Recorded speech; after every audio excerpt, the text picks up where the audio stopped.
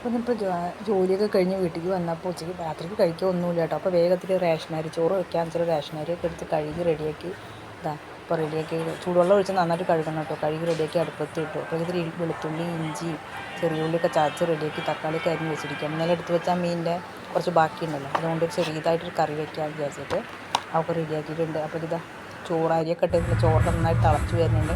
മീൻ കൂട്ടാൻ റേഷൻ അരി ചോറ് നന്ന ടേസ്റ്റാണ് കേട്ടോ.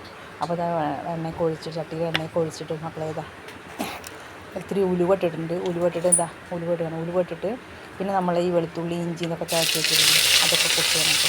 കുറച്ചേ വേണ്ടൂ, ലേശം ഒരു മീനിൻ്റെ തലയും വാലൊക്കെ ഉള്ളൂ, കുറച്ചേ ഉള്ളൂ. അപ്പോൾ അതിനനുസരിച്ചുള്ളത് മതിയല്ലോ വെച്ചിട്ട് പിന്നെ രാവിലെ വെച്ച സാമ്പാറും ലേശം ഇരിക്കുന്നുണ്ട്. അപ്പോൾ ഇതൊക്കെ പാടെ കൂട്ടി ഇന്നൊക്കെ രാത്രി ഒന്ന് അഡ്ജസ്റ്റ് ചെയ്യാൻ വിചാരിച്ചിരിക്കുകയാണ്. അപ്പോൾ ഉള്ളിയും തക്കാളിയൊക്കെ നന്നായിട്ട് വഴറ്റിയാണ് കേട്ടോ.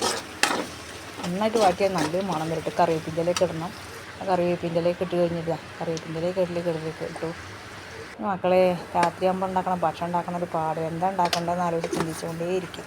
അപ്പോൾ ഈ മഞ്ഞൾപ്പൊടി മുളക് പൊടിയൊക്കെ ഇട്ടു മീൻ കൂട്ടാനല്ലേ ഇട്ട് കഴിഞ്ഞ് നന്നായിട്ട് ഇളക്കി റെഡിയാക്കിയിട്ട് പിന്നെ ഞാൻ അരിക്ക് എന്താ ചെയ്യുക, തക്കാളി ഇട്ടു. തക്കാളിയൊക്കെ ഇട്ടിട്ട് നന്നായിട്ട് വഴറ്റണം.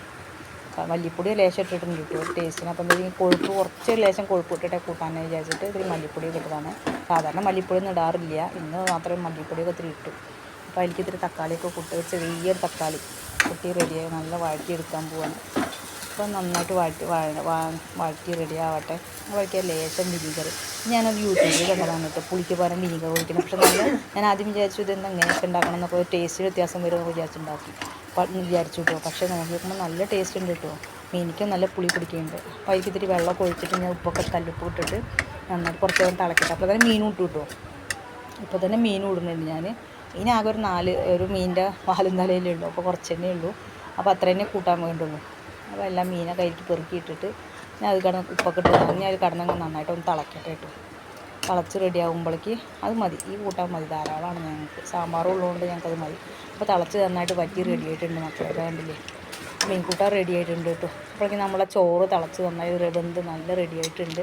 അപ്പോൾ ഞാൻ അതൊക്കെ ഒന്ന് വാർത്ത് വെച്ച് റെഡിയാക്കിയിട്ട് നമ്മൾക്ക് പ്ലേറ്റ് എടുക്കാവുന്നതേ ഉള്ളൂ. അപ്പോൾ കഴിക്കാൻ വൈകിട്ട് വിശന്നിട്ടിരിക്കുകയാണ് കേട്ടോ. അപ്പോൾ ചോറ് വിളമ്പുകയാണ് കാരണം പ്ലേറ്റിലേക്ക് ചോറൊക്കെ എടുത്ത് വിളമ്പി ഞാൻ ആദ്യം കഴിക്കാൻ പോകണം. കാരണം എനിക്ക് ഭയങ്കര വിശപ്പ്. ഉച്ചയ്ക്ക് ലേശം ചോറല്ലേ കൊണ്ടുപോകുന്നു.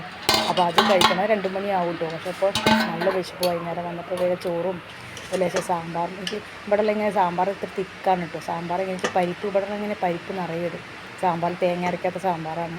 അപ്പോൾ സാമ്പാറൊക്കെ ഒഴിച്ച് സൈഡിൽ ലേശം മീൻ കറി അത് മതി. ലേശം കുറച്ച് എരിവൊക്കെ ഉണ്ടാകുകൊണ്ട് ലേശം വേണ്ടുള്ളൂ. തൊട്ട് കൂട്ടാൻ കടുകറി എന്ന് പറഞ്ഞ കൂട്ടത്തിൽ കുറച്ച് വേണ്ടു മക്കളെ. അപ്പോൾ അത്